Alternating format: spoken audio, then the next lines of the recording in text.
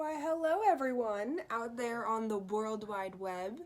My name's Teresa Rizzoli, and thanks for tuning in.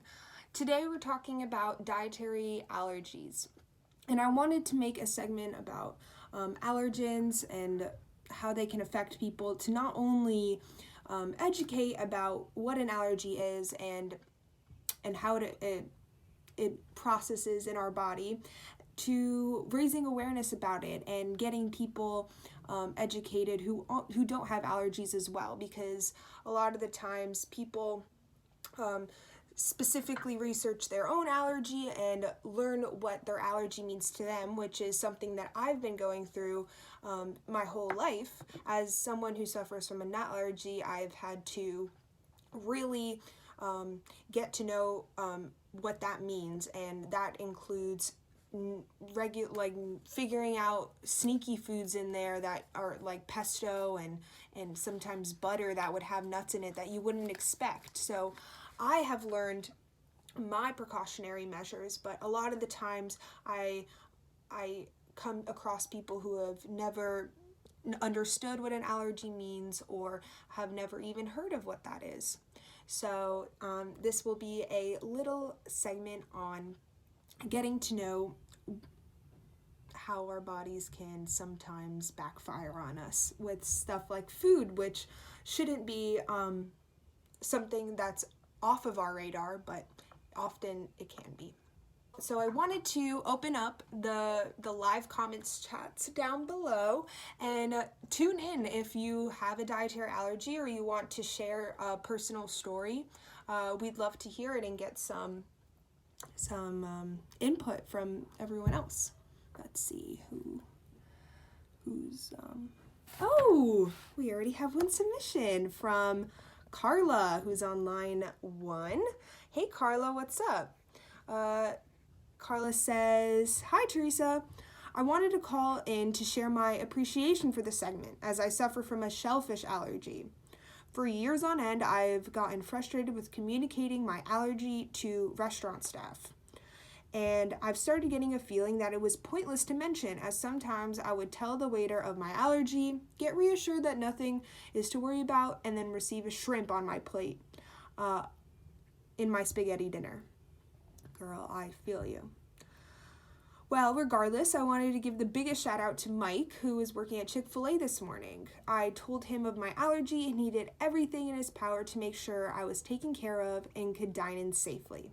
I have the utmost appreciation for all of the working staff that made me feel safe when eating out today. I know it costs an extra minute, but it really means the world to me. Thanks, Teresa.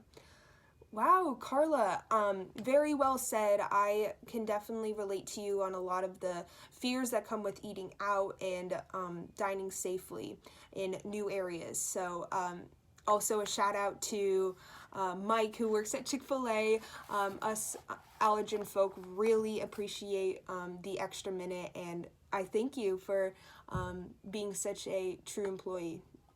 Let's get into what allergens are and start to dive into how they react in our body.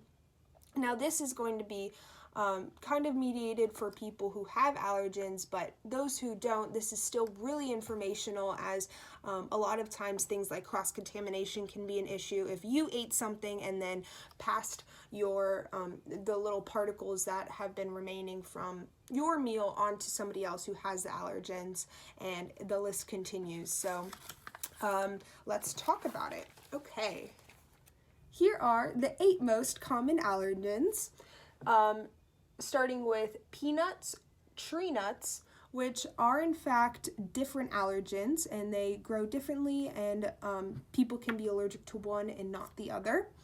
Milk, eggs, wheat, soy, fish, and shellfish. And similarly, people who have shellfish allergies could potentially not have fish allergies as well. So it's important to notice that these things are all individualized, and some people could have multiple allergens, or they can have one, and how their body reacts to these allergens can vary as well. So somebody who has an allergic reaction to a food can similarly compare to an environmental allergy, where when the compound is ingested in their body, they have a negative effect where the body breaks down and tries to fight this soldier, or this foreigner, as I should say, that has entered the body, and they think that it's something negatively attacking. So the body goes through a series of reactions, including hives, vomiting, diarrhea, but then it could escalate into something a lot more fatal, including the swelling of the face, lips, and throat. When the throat is inflamed, that is called anaphylactic shock. Anaphylactic shock is when the airway in your throat has been swollen shut, and that inhibits breathing and consuming any kind of liquid or beverage. So at this point, if somebody goes under an allergic reaction where their throat is closing, often people with these allergens must carry an EpiPen. EpiPens can be administered by the person that is undergoing the allergic attack, but it is important to still go to the hospital, as that is only a temporary fix before you can get yourself to the hospital to be further taken care of. And some of you may be thinking, oh, I've never heard of an allergy before. All food should be good to eat. Especially those that like wheat that grow right in our backyard sometimes. It should seem harmless to kill us in the long run. But it's still very plausible for, no matter where you are in the world, whether allergens are common or not common, to be aware of them, because it is possible to have you or a loved one develop an allergy at any point in someone's life. I wanted to conclude this little allergen lesson with some quick tips and tricks for those who suffer from allergies, and this honestly can be passed on to those who don't have allergies, so you can know what's going on in our heads and know the precautionary measures that we have to take, so that you could take them too when you know that you're around a loved one that has allergens, or if you're trying to be extra precautious throughout your day. So first tip is going to be check food labels. So food labels are a really good tool and resource for those who have allergens, because all of the ingredients are always listed on the back of the food labels. If you can see here, it's the long list of ingredients. And then at the bottom, it's kind of hard to read, but you'll see allergen information. And in bold, always states which of the 8 most common food allergies can be present in a typical processed food. So this one has long lists, and I could try to find, let's say, tree nuts, because I have a tree nut allergy. So I'm worried in this breakfast bar. So I'm seeing that in bold at the bottom, it says contains peanuts, may contain tree nuts and soy. So depending how severe your allergy is, you can take this information and know that inside directly will be peanuts. However, there are no tree nuts inside, but it can be processed on equipment that has tree nuts on it, or it can be in a facility that also handles peanuts. So there's the possibility that it could still be inside. So you can take those notes of caution as you'd like. And the next tip is to double check.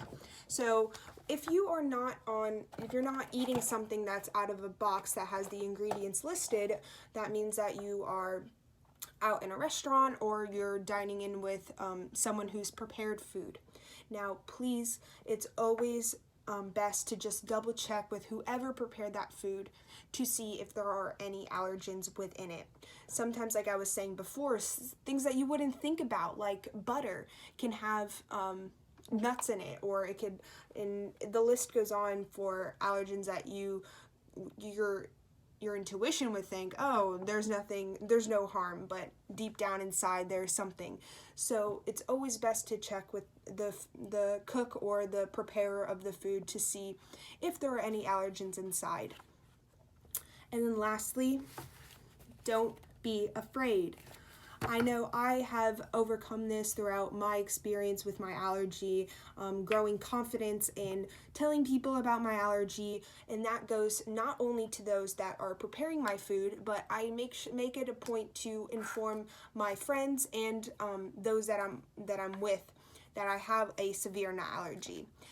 I do this because sometimes unintentionally I will share food with somebody, and knowing that they know, they can be extra precautious. So it's always best to let people know because they can't read your mind, and you want to be extra careful so that in the event that even an allergy attack does occur, the people around you know what's happening and can take those measures at whatever rate that needs to be done.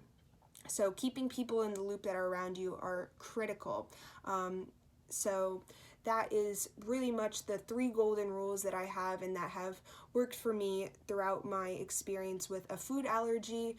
It's something that I'm still struggling with every day, and hope that one day we won't have to deal with allergens, but in the time being, I want to raise awareness to them and let everyone go off with a little bit more knowledge and about allergen safety and what that all means in the body.